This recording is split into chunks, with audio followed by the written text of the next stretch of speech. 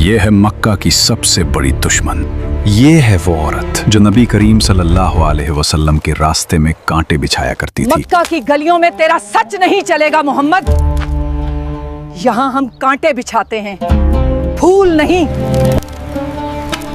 آج اسی گلی سے اس کا گزر ہوگا.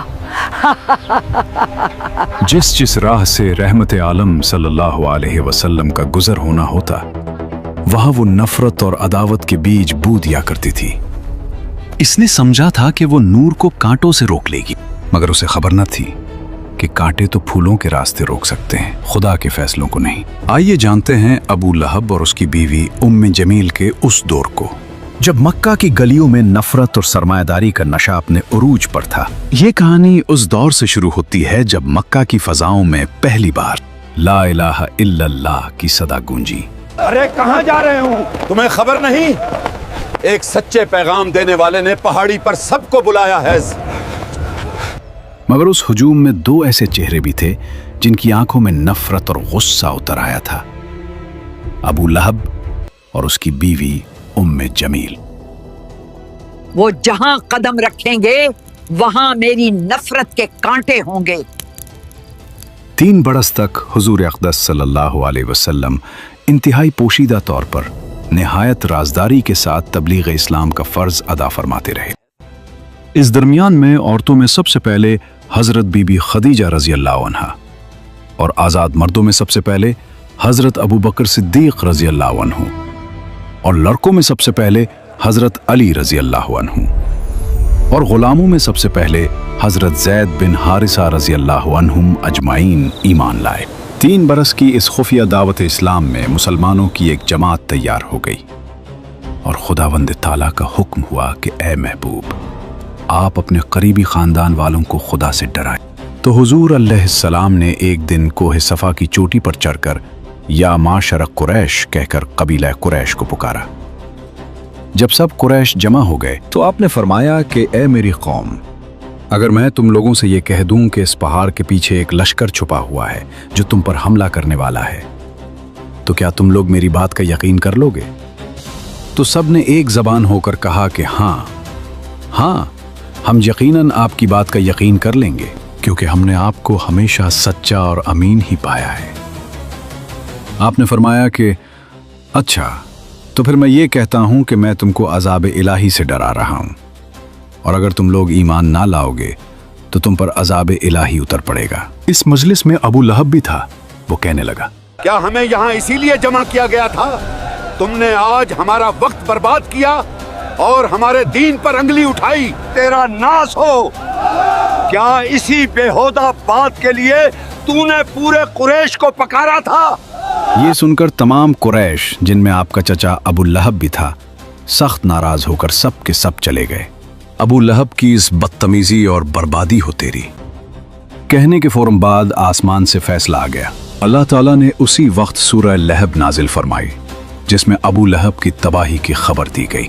تبت یدا ابی لہب وتب ما اغنى عنه ماله وما كسب سيصلى نارا ذات لهب وامرأته حمالة الحطب في جيدها حبل من مسد. یعنی ابو لہب کے دونوں ہاتھ ٹوٹ گئے اور وہ خود بھی ہلاک ہو گیا. نہ اس کا مال اس کے کام آیا اور نہ جو اس نے کمایا. وہ ضرور بھڑکتی ہوئی آگ میں داخل ہوگا، اور اس کی بیوی بھی جو لکڑیاں اٹھانے والی ہے، اس کی گردن میں مونچھ کی رسی ہوگی. یہ آسمانی فیصلہ سن کر وہ سدھرے نہیں، بلکہ ان کے تن بدن میں آگ لگ گئی. ابو لہب اور اس کی بیوی ام جمیل کی دشمنی اب جنون نہ بدل چکی تھی. ام جمیل مکہ کے طاقتور سردار ابو سفیان کی بہن تھی، جسے دنیا ام جمیل کے نام سے جانتی تھی. اس کے گلے میں ہر وقت ایک قیمتی ہار چمکتا رہتا تھا، لیکن اس کا دل اتنا ہی کالا تھا. اس بدبخت نے قسم کھا رکھی تھی کہ میں اپنا یہ قیمتی ہار بیچ کر محمد کی مخالفت اور دشمنی میں خرچ کروں گی. آئیے جانتے ہیں کہ اس گھر کے اندر کیا ہوتا تھا جہاں ام جمیل اور ابو لہب رہتے تھے. صرف چڑھانے سے کام نہیں چلے گا، میں ان کے راستوں کو جہنم بنا دوں گی. وہ جہاں قدم رکھیں گے وہاں میری نفرت کے کانٹے ہوں گے. ابو لہب ہر رات جب مکہ سو جاتا، یہ بدبخت عورت نکل آتی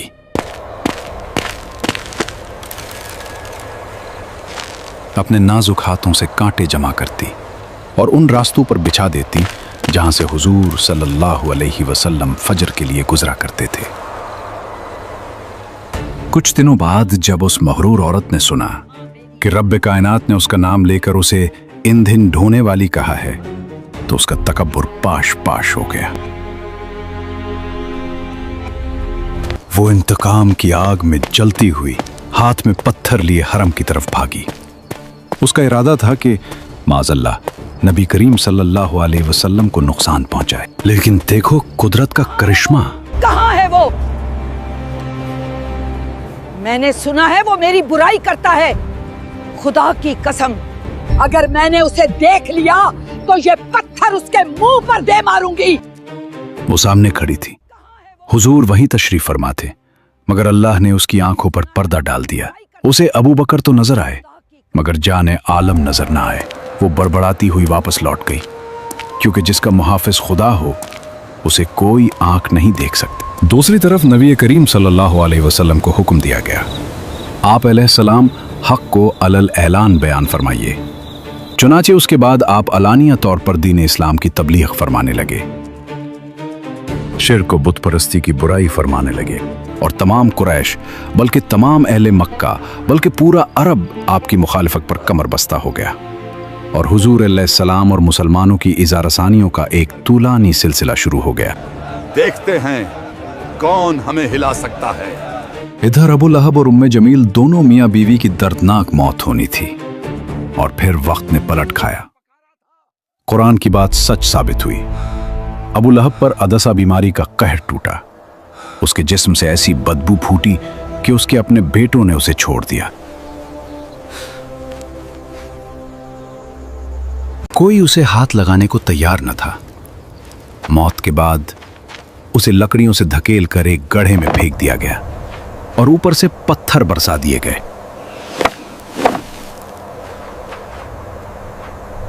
और वो लकड़ियां ढोने वाली उम्मे जमील, जिस रस्सी से वो नबी के रास्ते में कांटे लाती थी, एक दिन जंगल में थक कर बैठी तो वही रस्सी फिसल कर उसके गले का फंदा बन गई।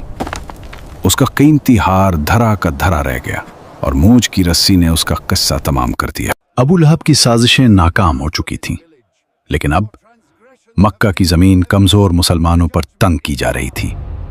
जुल्म का एक नया दौर शुरू हुआ, जिसका कमांडर अबू जहल था।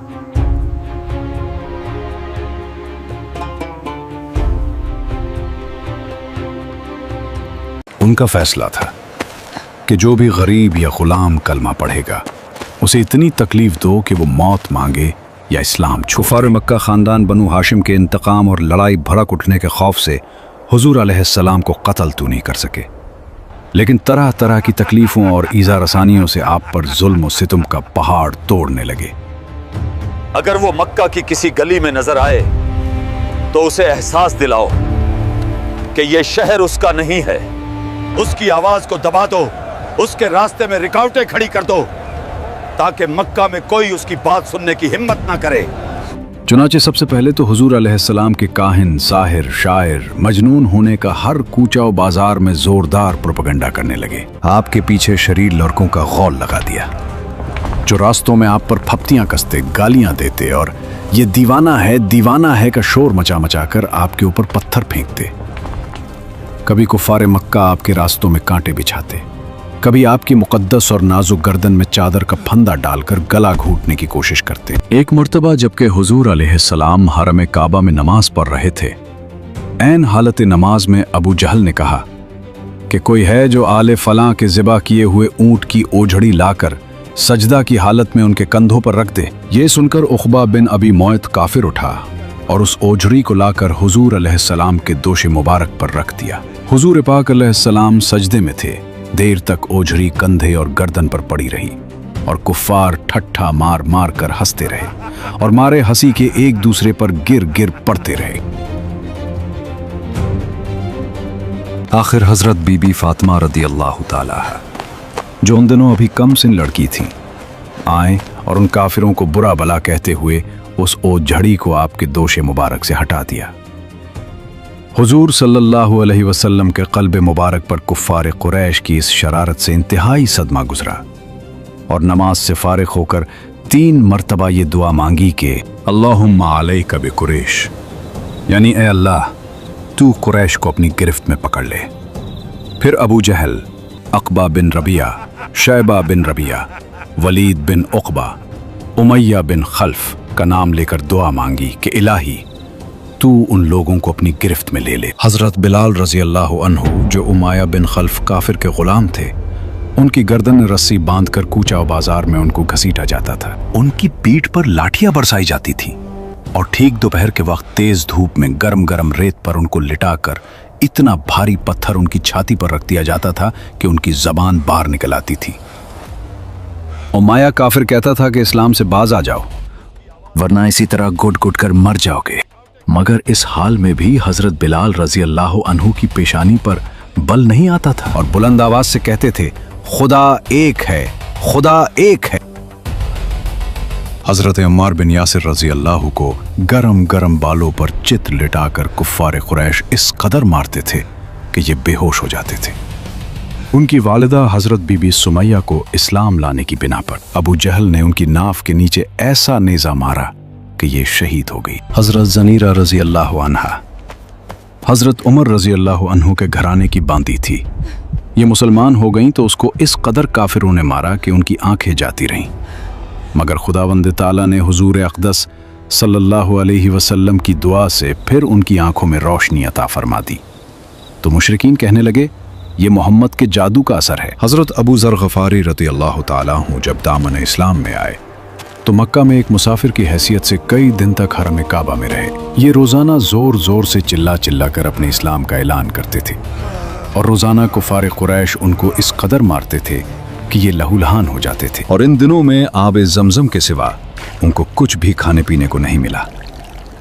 वाज़ेह रहे कि कुफ़ार मक्का का ये सलूक सिर्फ गरीबों और ग़ुलामों ही तक महदूद नहीं था, बल्कि इस्लाम लाने के जुर्म में बड़े बड़े मालदारों और रईसों को भी उन जालिमों ने नहीं बख्शा। अगर ये वीडियो आपको पसंद आए हो तो लाइक ज़रूर करें, कमेंट में बताएं अगली वीडियो किस कहानी पर बनाएं और ऐसी हकीकी कहानियों के लिए चैनल को फॉलो करें।